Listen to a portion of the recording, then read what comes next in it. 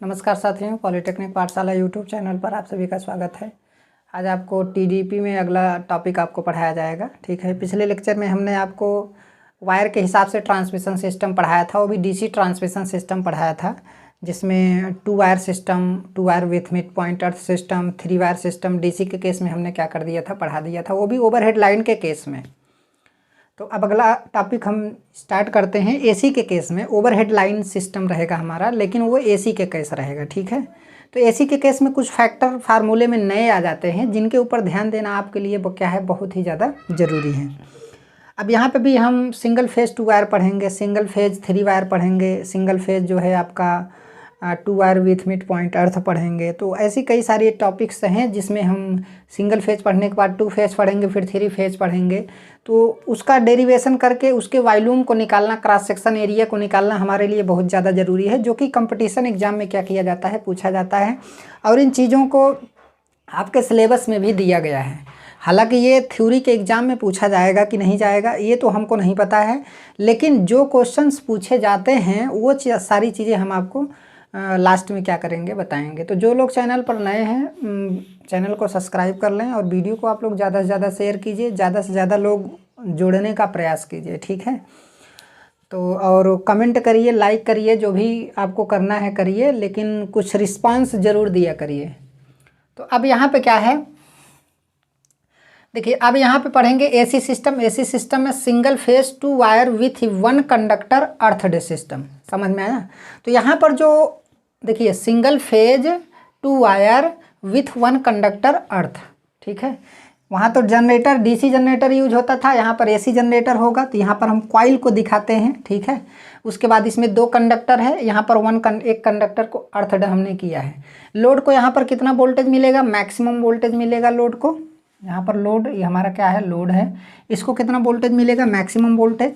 तो जो cross section area निकल करके आता है कैलकुलेशन करने के बाद, हम यहाँ पे कैलकुलेशन नहीं करवा रहे हैं, डेरिवेशन नहीं करवा रहे हैं। ठीक है, मैं डायरेक्टली उस पॉइंट पे आ रहा हूँ जो क्रॉस सेक्शन एरिया निकल के आ रहा है। बाकी देखिए, यल क्या है, ट्रांसमिशन लाइन की लंबाई है। रो क्या है, रेजिस्टिविटी ऑफ कंडक्टर है। पी क्या है, कितना पावर ट्रांसमिट हो रहा है। ठीक है, वीएम क्या है, कंडक्टर और अर्थ के बीच मैक्सिमम वोल्टेज है। पावर फैक्टर cos फाई है आपका। ठीक है, डब्ल्यू क्या है, पावर लॉस है। तो ये सारी चीज़ें हैं, तो ये सारी चीज़ें आप लोग पहले से ही जान चुके हैं। तो यहाँ पर देखिए, एक नया फैक्टर आ गया, पावर फैक्टर। नया फैक्टर आ गया, पावर फैक्टर। तो यहाँ पर क्या कहते हैं, एक चीज़ जानना आपके लिए ज़रूरी है कि जो हमारा क्रॉस सेक्शन एरिया होगा वो यूनिवर्सली प्रोपोर्शनल वीएम का स्क्वायर, और एक होता है 1/cos स्क्वायर फाई। समझ में आया? ये 2 पॉइंट हैं। एक तो वीएम अगर बढ़ेगा तो ये क्रॉस सेक्शन एरिया घटेगा, बहुत अच्छी बात है, क्रॉस सेक्शन एरिया घटना चाहिए, तभी वॉल्यूम घटेगा, तभी उसका वेट घटेगा, तभी सारी चीज़ें इकोनॉमिकल होंगी। पावर फैक्टर अगर बढ़ रहा है तो उस कंडीशन में क्रॉस सेक्शन एरिया हमारा क्या होगा, कम होगा। समझ में आया? तो यहाँ पर मैं लिख दे रहा हूँ, वीएम के बढ़ने से क्रॉस सेक्शन एरिया क्या होगा, कम होगा। और cos फाई, पावर फैक्टर के बढ़ने से हमारा एरिया क्या होगा, क्रॉस सेक्शन एरिया कम होगा, जिससे वॉल्यूम भी क्या होगा, कम होगा। तो ये सारी चीज़ें यहाँ पर ध्यान से देखना है आपको। पावर फैक्टर यहाँ पर एक नया टर्म आ गया, पावर फैक्टर यहाँ पे एक नया टर्म आ गया। देखिए, डीसी के केस में पावर फैक्टर, डीसी के केस में पावर फैक्टर पीएफ बराबर आपका cos फाई बराबर 1 होता है, जबकि एसी के केस में लेस देन 1 होता है, लेस देन 1 होता है। समझ में आया? अब लोड पे डिपेंड करेगा कि लोड आपका कैसा है। एसी के केस में पावर फैक्टर हमारा कितना होता है, लेस देन 1 होता है। एसी के केस में लेस देन आपका 1 होता है। लोड पर पावर फैक्टर क्या करता है, डिपेंड करता है कि लोड रेजिस्टिव है, कि इंडक्टिव है, कि कैपेसिटिव है। तो ज़्यादातर हमारा लोड कैसा होता है, इंडक्टिव लैगिंग नेचर का होता है। तो पावर फैक्टर भी हमारा क्या होगा, ज़्यादातर लैगिंग नेचर का होता है, जिसके बारे में आगे आपको बताया जाएगा। डीसी में पावर फैक्टर कितना होता है, डीसी में पावर फैक्टर हमारा 1 होता है। तो सिंपल सी बात है, यहाँ पर 1 से कम होगा। तो यहाँ पर इसका मतलब एसी के केस में कंडक्टर का क्रॉस सेक्शन एरिया क्या लगेगा, ज़्यादा लगेगा डीसी की अपेक्षा। कैसे? क्योंकि कंडक्टर का cross section area universally proportional cos square phi है। तो सिंपल सी बात है। तो ए बराबर डीसी के केस में अगर मैं बात करूं तो डीसी के केस में पावर फैक्टर का मान 1 हो जाएगा, लेकिन एसी के केस में लेस देन 1 हो जाएगा। तो इस कंडीशन में क्या होगा, एसी के केस में जब पावर फैक्टर का मान कम होगा तो सिंपल सी बात है क्या होगा, क्रॉस सेक्शन एरिया बढ़ जाएगा। जबकि डीसी के केस में 1 होता है और एसी के केस में लेस देन 1 होता है। तो एसी के केस में पावर फैक्टर कम होता है तो कंडक्टर का क्रॉस सेक्शन एरिया एसी में डीसी की अपेक्षा क्या होगा, ज़्यादा लगेगा। ठीक है, तो इस चीज़ को आपको क्या करना है, ध्यान में रखना है। A is inversely proportional cos square phi के अनुसार एसी में डीसी की अपेक्षा पावर फैक्टर कम होता है। इसलिए एसी के केस में कंडक्टर का क्रॉस सेक्शन एरिया ज़्यादा होता है। ठीक है, ये चीज़ याद रखना।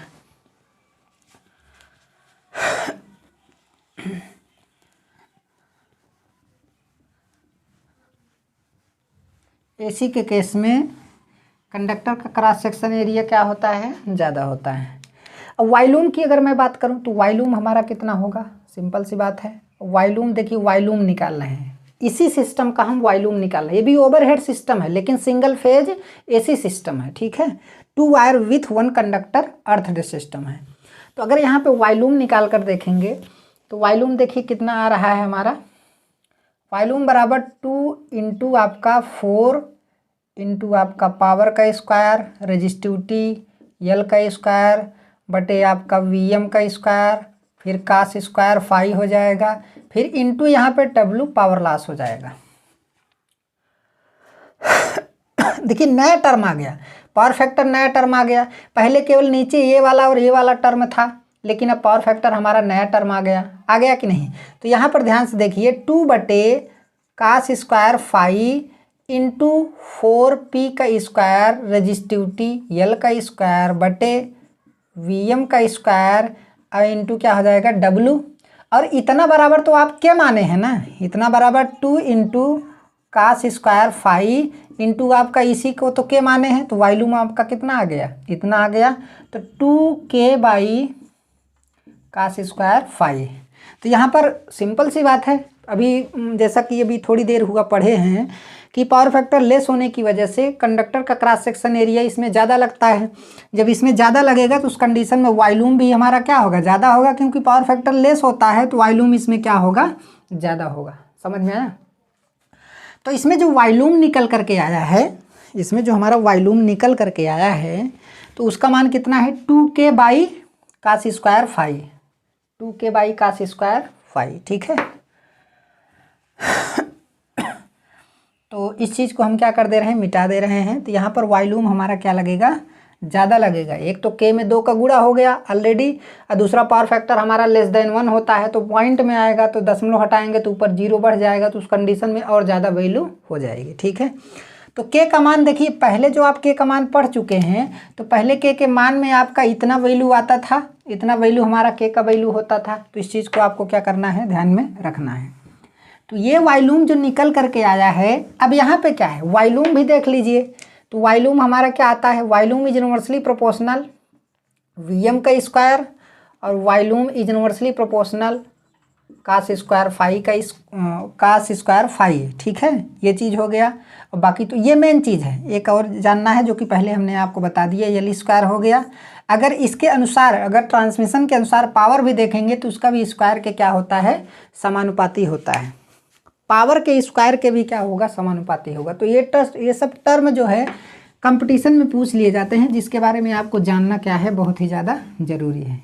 ये थोड़ा इंटरेस्टिंग टॉपिक नहीं लग रहा होगा, लेकिन क्या है, इसे पढ़ना क्या है ज़रूरी है। और आधा अधूरा हमारा मैं पढ़ाता नहीं हूँ, ये चीज़ आप लोग अच्छे तरीके से जानते हैं। मैं जो भी चीज़ सब्जेक्ट यूट्यूब चैनल पर पढ़ा रहा हूँ वो सारे सब्जेक्ट ख़त्म होंगे, ठीक है। थोड़ा लेट लपेट भले हो जाएगा, लेकिन वो सारी चीज़ें मैं ख़त्म करूँगा, अच्छे तरीके से ख़त्म करूँगा। अभी क्या है ना कि और सारे सब्सक्राइबर हो जाएं और क्या कहते हैं बहुत सारे लोग देखने लगें, कम से कम 1000 व्यूज आने लगें, तो क्लास जो है ना एकदम कंटिन्यूअस लेने में क्या लगेगा, बहुत मन लगेगा, कंटिन्यूअस क्लास लेने में अच्छा लगेगा, ठीक है। और एक तो इधर थोड़ा डिस्टरबेंस क्रिएट हो गया था क्योंकि बगल में शादी था, तो जिसकी वजह से बहुत ज़्यादा माइक का आवाज़ वगैरह आ रहा था, तो क्लास हम इसकी वजह से भी नहीं ले पाए हैं। लेकिन आप लोग कोशिश करिए कि चैनल पर ज़्यादा से ज़्यादा लोग क्या हों, जुड़ो, ठीक है। तो single phase two wire with mid point earth, single phase two wire with mid point अर्थड।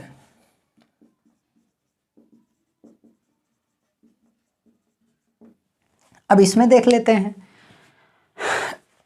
देखिए क्रॉस सेक्शन एरिया तो सब में वही रहेगा, क्रॉस सेक्शन एरिया में कोई चेंजिंग नहीं आएगी। अब सीधा मैं डायरेक्टली वॉल्यूम की बात करूँगा, तो यहाँ पर ध्यान से देखिए, यहाँ पर भी हमारा क्या हो गया, मिड पॉइंट हमने क्या करेंगे, हम क्या करेंगे, अर्थड करेंगे, ठीक है। यहाँ पे हम लोड लगा देंगे और यहाँ पर जो वोल्टेज मिलेगा वो वी मैक्स, यहाँ पर तो हमने क्या कर दिया, अर्थ कर दिया, ठीक है। तो यहाँ पर हमारा वीएम मिलेगा और यहाँ पे भी हमारा वीएम मिलेगा। भाई इसके बीच में हमको क्या मिलेगा, वीएम मिलेगा। ये हमारा अर्थिंग हुआ तो इसके बीच में हमारा वीएम मिलेगा, तो इसके बीच में वीएम मिलेगा और यहाँ पे क्या मिलेगा, 2 वीएम मिलेगा। इतना ध्यान में रखना है आपको, ठीक है। अभी तो ये ओवरहेड सिस्टम पढ़ रहे हैं ना, जब अंडरग्राउंड सिस्टम में पढ़ेंगे तो ये सारी चीज़ें चेंज हो जाती हैं। तो ये सारी चीज़ें यहाँ पे भी आपको बहुत ज़्यादा ध्यान देना बहुत ही ज़रूरी है, ठीक है। तो DC to a single phase two wire with mid point earth, अगर इसके वॉल्यूम की बात करें तो इसका वॉल्यूम निकल करके आता है, वॉल्यूम बराबर K/2 cos स्क्वायर फाई आता है। अब आप समझ गए होंगे कि देखिए यहाँ पर क्या है, यहाँ पर वॉल्यूम थोड़ा कम लग रहा है, यहाँ पर वॉल्यूम कम, क्या एक प्रकार से डीसी के अपेक्षा क्या है आपका ज़्यादा है। तो वो तो जब वैल्यू दिया रहेगा तभी तो आप समझ पाएंगे। अभी तो पावर फैक्टर का मतलब, पावर फैक्टर हम दिया नहीं लेकिन लेस देन 1 होता है, इतना तो आप समझ के चलिए, ठीक है। लेस देन क्या होता है, 1 होता है। अगर देखेंगे, अगर मान लीजिए पावर फैक्टर पीएफ बराबर आप क्या रखते हैं, 1 रखते हैं, तो ये K/, क्या हो जाएगा, 2 हो जाएगा, तो बराबर 0.5 × K हो जाएगा। समझ में आया, 0.5 × K हो जाएगा। तो डीसी सिस्टम में ये किसी से क्या है, कम है, ऐसा नहीं है। लेकिन यहाँ पर पावर फैक्टर जब 1 होगा तब ना, लेकिन पावर फैक्टर तो खुद लेस देन क्या होगा, 1 होगा। तो उस केस में जो है यहाँ पे दशमलव आ जाएगा, तो पूरी वैल्यू क्या हो जाएगी, बढ़ जाएगी, ठीक है। तो इसमें वॉल्यूम क्या लगता है, ज़्यादा लगता है, लेकिन पहले सिस्टम की अपेक्षा इसमें क्या लगता है, कम लगता है, ठीक है। जो एसी में पहला सिस्टम अभी 2 वायर विथ 1 कंडक्टर अर्थड पढ़े हैं तो कम लगता है। तो वॉल्यूम यहाँ पर ये आ गया, ठीक है। यहाँ पर कितना आ गया, इतना आ गया। अब इसमें जो करंट इधर जाएगी, मान लीजिए जो भी करंट हमारी आई है, इधर से करंट हमारी क्या हो जाएगी, वापस आ जाएगी। तो ये हमारा क्या हो गया, इसमें वॉल्यूम हो गया। तो वॉल्यूम निकालना इसका क्या है, बहुत ही ज़्यादा ज़रूरी है। अब उसके बाद देखिए, अब single phase 3 wire with mid point earth, single face 3 wire, यहाँ पर क्या कर देंगे, 3 वायर कर देंगे, ठीक है। अब ये तीसरा नंबर है विथ मिड पॉइंट अर्थ, तो इसमें 3 कंडक्टर होंगे। यहाँ पर हमने अर्थ तो कर दिया, इसको अर्थ भी किया है, लेकिन यहाँ से एक कंडक्टर भी हमने क्या किया है, निकाला है। तो वही चीज़ रहेगा, यहाँ पे आपको 2 वीएम वोल्टेज मिलेगा और इसके बीच, इस कंडक्टर के बीच, क्योंकि ये अर्थड हुआ है तो इसके बीच मैक्सिमम वोल्टेज मिलेगा, ठीक है। यहाँ पर 2 वीएम वोल्टेज मिलेगा। लेकिन अब कंडक्टर यहाँ पर एक बढ़ गया है ना, तो कंडक्टर जब बढ़ गया है तो उस कंडीशन में उसका वॉल्यूम कुछ अलग आएगा, तो उसका वॉल्यूम निकल करके आता है। यहाँ पर भी देखिए लोड को जो वोल्टेज मिलेगा, बार बार मैं ये बात नहीं लिखूँगा, लोड को जो वोल्टेज मिलेगा यहाँ पर 2 × वीएम वोल्टेज मिलेगा। इस बात को आपको ध्यान में रखना है, क्योंकि ये क्वेश्चन कई बार क्या किया गया है, पूछा गया है। अब कहीं से भी पूछ सकता है, चाहे किसी भी सिस्टम से क्या कर सकता है, पूछ सकता है, चाहे अंडरग्राउंड सिस्टम से, चाहे ओवरहेड सिस्टम से। लेकिन लोड को कितना वोल्टेज मिल रहा है, ये चीज़ आपको याद रखना जरूरी है, ठीक है। कंडक्टर का क्रॉस सेक्शन एरिया का फार्मूला तो आपका वही रहेगा, कुछ उसमें वैल्यूज में क्या आ जाएगा, चेंज आ जाएगा, ठीक है। वैल्यू, एरिया के वैल्यू में क्या आ जाएगा, चेंजेस आ जाएगा। तो कहीं मान लीजिए 2 का गुणा होगा, कहीं 3 का गुणा होगा, लेकिन फार्मूले में जो टर्म होंगे वही रेजिस्टिविटी, वही आपका लंबाई होगा, वही आपका लॉसेस होगा, वो सारी चीज़ें सब वही होंगी, मैक्सिमम वोल्टेज वही होगा, पावर फैक्टर वही होगा। ठीक है, थोड़ा बहुत चेंजेज आ जाता है। ठीक है, अब यहाँ पे क्या है, तो अब यहाँ पे 3 कंडक्टर की बात की जा रही है, तो इसका जो वॉल्यूम आता है, वॉल्यूम बराबर आता है इसका आपका 5/8 आता है, इंटू आपका k/cos² आता है, cos²। एकदम हूबहू ऐसे भी पूछा जा सकता है। अब यहाँ पे पूछ लेगा कि इस सिस्टम में हमारा पावर फैक्टर इतना है, इस सिस्टम में हमारा पावर फैक्टर कितना है, तो बताओ वॉल्यूम इसका कितना होगा। इस सिस्टम में मैं पढ़ नहीं रहा हूँ, single phase 3 wire with mid point earthed system में जो है पावर फैक्टर का मान कितना है, 0.8 है, 0.5 है। तो इसमें न्यूमेरिकल भी क्या किया जा सकता है, पूछा जा सकता है। तो इसलिए इस चीज़ को आपको ध्यान में रखना जरूरी है। तब यहाँ पर देखिए वॉल्यूम काफ़ी ज़्यादा बढ़ गया, यहाँ पे वॉल्यूम क्या हो गया, काफ़ी ज़्यादा बढ़ गया। ठीक है, तो ये चीज़ हो गया, वॉल्यूम निकल करके आ गया। वॉल्यूम बढ़ेगा, भाई 3 कंडक्टर हो गए तो वॉल्यूम तो बढ़ ही जाएगा। एक तो क्रॉस सेक्शन एरिया एसी के केस में ज़्यादा वैसे ही लगता है। ठीक है, तो ये वॉल्यूम निकल करके आ गया। अभी देखिए एक टेबल बनवाएंगे, उस टेबल में सारे सिस्टम को लिखा जाएगा, और सिस्टम को लिखने के बाद उसमें उसका वॉल्यूम दर्शाया जाएगा, अंडरग्राउंड सिस्टम, ओवरहेड सिस्टम, सारी चीज़ों के बारे में आपको अच्छे तरीके से वहाँ पर एक साड़ी में दर्शा दिया जाएगा। ठीक है, तो वहाँ पर आपको पढ़ने में समझने में काफ़ी ज़्यादा क्या होगी, आसानी होगी। अब हम 2 फेज में आते हैं। किस फेज में आते हैं, 2 फेज। 2 फेज क्या कहते हैं, 4 wire system, 2 phase 4 wire system, 4 wire system, 2 phase 4 wire system. तो यहाँ पर देखिए 2 फेज कैसे होगा, मतलब 2 फेज आउटपुट में निकलेगा।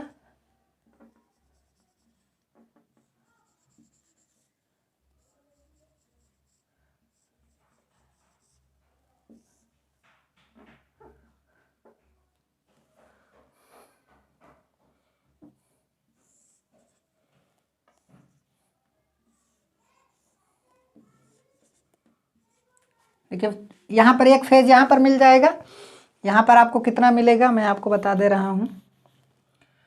यहाँ पर आपको देखिए इसके ये पॉइंट हमारा क्या रहेगा, अर्थड रहेगा। ये पॉइंट हमारा क्या रहेगा, अर्थड रहेगा। सिस्टम हमारा अर्थड होता है हमेशा, ये जान लीजिए, चाहे 1 कंडक्टर, चाहे मिड पॉइंट, चाहे कुछ भी हो। अब इनके बीच कितने डिग्री का एंगल बन रहा है, 90 डिग्री का एंगल बन रहा है। ये एंगल भी आपको इस सिस्टम में क्या कर सकता है, पूछ सकता है। तो यहाँ पर मान लीजिए हमारा कितना वोल्टेज मिलेगा, इसके और इसके बीच में Vm वोल्टेज मिलेगा। तो यहाँ पे भी हमारा Vm वोल्टेज मिलेगा। तो यहाँ पर कुल कितना वोल्टेज मिलेगा भाई, यहाँ पर 2 × Vm वोल्टेज मिलेगा। प्रत्येक लोड को यहाँ पर कितना मिलेगा, ये हमारा लोड हो गया, और ये भी हमारा क्या हो गया, लोड हो गया। 2 फेज, यहाँ पर देखिए एक फेज इधर मिल रहा है, एक फेज इधर मिल रहा है, समझ में आया। तो अब यहाँ पे क्या है, यहाँ पे भी आपका Vm वोल्टेज होगा, यहाँ पे भी आपका Vm वोल्टेज होगा। ठीक है, तो Vm वोल्टेज होगा, तो यहाँ पर आपको 2 Vm वोल्टेज क्या होगा, मिलेगा। 2 Vm वोल्टेज हमारा क्या हो जाएगा, मिल जाएगा। 2 फेज 4 वायर सिस्टम की अगर मैं बात करूँ तो वहाँ पर जो हमारा लोड को वोल्टेज मिलता है 2 × Vm वोल्टेज मिलता है। दोनों फेज पर जो हमारे लोड लगे होते हैं 2 × Vm वोल्टेज क्या होता है, मिलता है। और प्रत्येक वाइंडिंग में जो वोल्टेज होगा और अर्थ के बीच में, वाइंडिंग और अर्थ के बीच में जो है, फेज और अर्थ के बीच में हमारा Vm वोल्टेज मिलेगा। ठीक है, तो अब यहाँ पे क्या है, 2 फेज 4 वायर का जो वॉल्यूम निकल करके आता है V = k/2 cos² आता है। इसका ये वॉल्यूम निकल करके आता है। ये चीज़ आपको क्या करना है, याद रखना है। ठीक है, अब हम आते हैं 2 phase 3 wire system. 2 phase 3 wire system, अब 2 फेज 3 वायर सिस्टम की अगर मैं बात करूँ तो ये हमारा 2 फेज है, ये 3 वायर सिस्टम होगा। अब यहाँ पर हमारा क्या लगेगा, लोड लगेगा। यहाँ पर 2 लोड लग सकते हैं, 2 तरीके से लोड लग सकते हैं। यहाँ पर ये हमारा पॉइंट है, इसे हम क्या कर देंगे, अर्थ कर देंगे। ये हमारा ये भी एक प्रकार का तरीका है वोल्टेज को ट्रांसमिट करने का, पावर को ट्रांसमिट करने का। ठीक है, 2 phase 3 wire system, 2 phase 3 wire system. तो यहाँ से जो करंट जाएगी वो आई जाएगी, यहाँ से भी जो करंट जाएगी वो आई जाएगी, लेकिन यहाँ से जो करंट वापस आएगी वो 2 × अंडर रूट जो है अंडर रूट आपका 2 इंटू आई करंट आएगी। समझ में आया? यहाँ पर जो वोल्टेज होगा आपका वीएम होगा, यहाँ पर इसके और इसके बीच में जो वोल्टेज होगा वीएम होगा। ठीक है, इस अर्थ और इस तार के बीच में जो हमारा वोल्टेज होगा वीएम होगा, या फिर आप यहाँ पे दिखा दीजिए वीएम और हमारा क्या है वीएम, ये चीज़ है। यहाँ से आपको समझ में आ जाएगा। ठीक है, तो ये हमारा 3 वायर सिस्टम हो गया। यहाँ पर आप सोच रहे होंगे कि इधर से करंट आई जा रही है, इधर से करंट आई जा रही है, तो यहाँ से जो करंट वापस आ रही है वो कैसे 2 इंटू आई क्यों नहीं आई? भाई ये देखिए फेजर क्वांटिटी, एसी का केस है ना, एसी के केस में फेजर बनता है, वेक्टर के जैसे वेक्टर बनता है वैसे फेजर बनता है। तो फेजर के हिसाब से जब कैलकुलेशन करेंगे तो यहाँ पर जो करंट आएगी वो आपकी अंडर रूट 2 इंटू आई आएगी। ठीक है, तो ये चीज़ आपको कैसे याद रखना है, कैसे कैलकुलेशन होता है, शायद इस तरीके से कैलकुलेशन होता है कि रिजल्टेंट निकलेगा अंडर रूट में आपका आई का स्क्वायर प्लस आई का स्क्वायर। ठीक है, तो यहाँ पर 2 इंटू आई का स्क्वायर आ जाता है, फिर इसके बाद अंडर रूट 2 इंटू क्या आ जाता है आई, ये हमारा रिजल्टेंट निकल करके आता है। अब मैं डिटेल में नहीं बताऊंगा कि ये कैसे निकलता है, लेकिन आपको इतना ध्यान में रखना है कि इस तरीके से निकलता है। यहाँ पे भी प्रत्येक लोड को वीएम वोल्टेज क्या होता है मिलता है, ये चीज़ आपको क्या करना है ध्यान रखना है। और 2 फेज 3 वायर जो सिस्टम है ट्रांसमिशन का वो इस तरीके से होता है। यहाँ पे जो वॉल्यूम निकल करके आता है, वॉल्यूम हमारा कितना निकल करके आ रहा है 1.457 इंटू के बटे कास स्क्वायर 5 आ रहा है। ठीक है, तो यहाँ पर तो वॉल्यूम और ज़्यादा है, यहाँ पर काफ़ी ज़्यादा वॉल्यूम है, तो इस चीज़ को आपको क्या करना है ध्यान में रखना है। ठीक है, यहाँ पे और ज़्यादा वॉल्यूम है। तो ये हमारा 2 फेज 3 वायर सिस्टम हो गया। क्या हो गया? 2 फेज 3 वायर सिस्टम। अब मैं 3 फेज सिस्टम की अगर मैं बात करूं तो 3 फेज सिस्टम देखिए अभी ओवरहेड चल रहा है, इतना अपने दिमाग में रखिए, अभी ओवरहेड चल रहा है, ओवरहेड लाइन वो भी एसी सिस्टम चल रहा है, अभी ओवरहेड का ही चला, अंडरग्राउंड सिस्टम तो अभी हम पढ़ाए ही नहीं, तो अंडरग्राउंड सिस्टम में भी बहुत सारी चीज़ें होंगी। तो 3 phase 3 wire AC system, 3 phase 3 wire AC system. ठीक है, तो यहाँ पर जो वॉल्यूम निकल करके आता है, अगर मैं बात करूँ तो जैसे मान लीजिए स्टार कनेक्शन है, तो स्टार कनेक्शन हमारा कुछ इस तरीके का स्टार कनेक्शन होता है। 120 तीनों बाइंडिंग के बीच में जो एंगल होता है 120 डिग्री का एंगल होता है। ठीक है, 120, ये हमारा 3 फेज हो गया, स्टार कनेक्शन है, 3 फेज है। तो यहाँ से मान लीजिए करंट, जो भी हमारी करंट जाएगी, तो यहाँ पर अर्थिंग होती है, यहाँ पर क्या होती है अर्थिंग होती है, तो आप यहाँ पर देखेंगे तो हमारा अर्थ होता है। तो यहाँ पर जो वोल्टेज मिलेगा वीएम मिलेगा। ठीक है, यहाँ पर जो वोल्टेज मिलेगा वीएम मिलेगा। और 3 फेज 3 वायर सिस्टम है, तो ये 3 फेज लोड को ही जाएगा, ये किसको जाएगा 3 फेज लोड को जाएगा। ठीक है, और प्रत्येक फेज पर जो वोल्टेज होगा हमारा वीएम होगा, प्रत्येक फेज पर 2 वोल्टेज होगा वो हमारा क्या होगा वीएम होगा। और किन्हीं 2 फेजों के बीच जो हमारा वोल्टेज होगा वो आपका 2 इंटू वीएम होगा, वो फेजर के अनुसार कैलकुलेशन होगा। किसके अनुसार कैलकुलेशन होगा? फेजर के अनुसार। भाई 2 फेजों के बीच यहाँ पर कौन सा वोल्टेज मिलेगा? लाइन वोल्टेज मिलेगा। तो लाइन वोल्टेज का कैलकुलेशन आपको पता है कि स्टार कनेक्शन में जो लाइन वोल्टेज होता है VL बराबर होता है √3 इंटू VPH होता है। तो यहाँ पर हो जाएगा √3 इंटू वीएम हो जाएगा।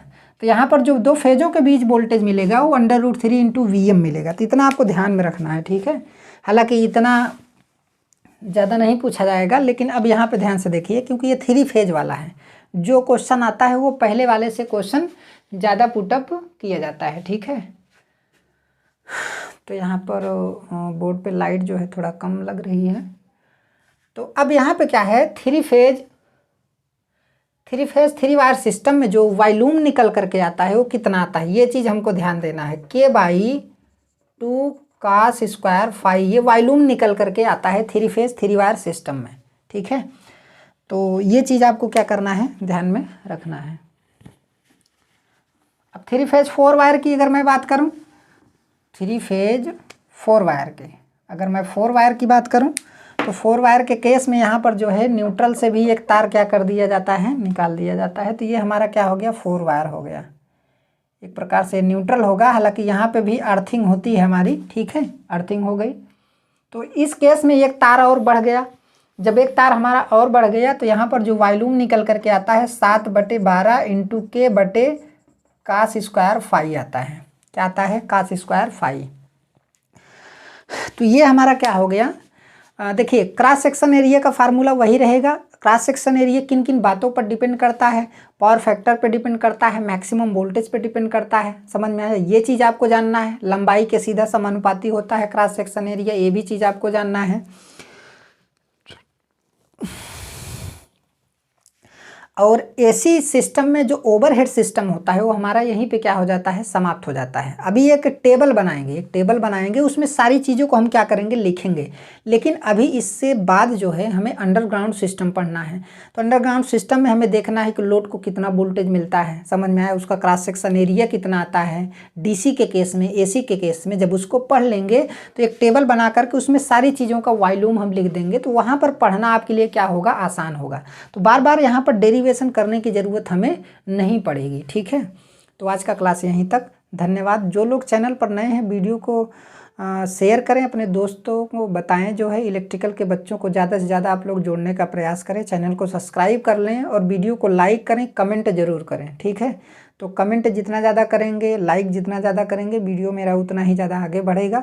और ज़्यादा से ज़्यादा लोगों को जोड़ने का प्रयास करेंगे तो क्या रहेगा कि हमारे मन में भी रहेगा कि हाँ हमको सिलेबस ख़त्म करना है। ठीक है, और कम लोग देखते हैं तो पढ़ाने का मन नहीं करता है, लेकिन ऐसा नहीं है कि पढ़ाया जाएगा, ख़त्म भी होगा। आप लोग टेंशन बिल्कुल मत लीजिए। अभी क्या था ना कि 5-6 दिन शादी विवाह का मैटर था, इस वजह से थोड़ा प्रॉब्लम क्रिएट हो गया, क्लासेज नहीं चल पाई और कुछ मेरा भी काम था। तो क्लासेज हमेशा चलेंगी, बस आप लोग विश्वास जताए रखिए, विश्वास पे ही दुनिया कायम है। ठीक है, धन्यवाद।